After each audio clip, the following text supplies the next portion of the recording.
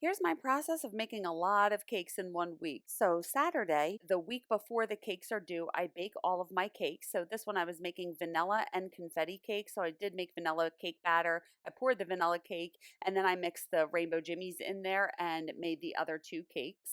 And then I'm going to put everything in the oven to bake. And I do have videos on my channel showing you how to do all of this, but I'm baking those. And while those are baking, I'm removing the other cakes from the pan. So I take my plastic wrap and I'm going to put the cake upside down, remove the heating core nail in the middle, and gently wrap this. I don't want to wrap it too tight because I don't want to distort the shape of the cake.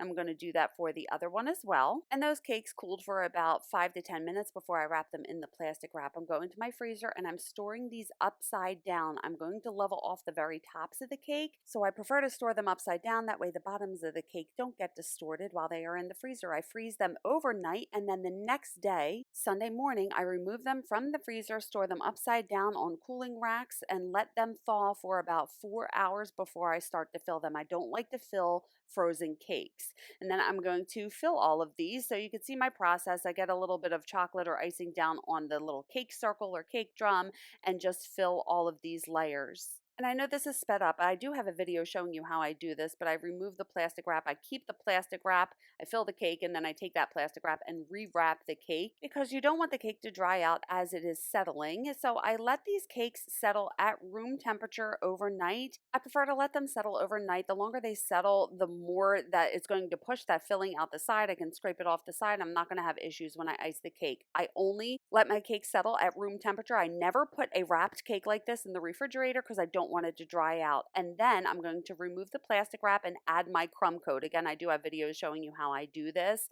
but I like to add the crumb coat. So this is Monday morning. I'm going to crumb coat all of these cakes and get them in the refrigerator. I like to crumb coat my cakes early and refrigerate them for at least 4 hours before I add the final coat of icing. I find that it's easier to add the final coat of icing when your cakes are solid. So here are all the tiers crumb coated sitting in my refrigerator. I will put them in there, like I said, for at least 4 hours to solidify, and then I'm going to add the final coat of icing. Now I do use American buttercream, and I have a smoothing method that I've been doing for over 20 years, so I just stick with that because I know that it works. But this is a very time-consuming process, and when I have this many cakes, I think it was 14 or 16 tiers that I had to ice that week.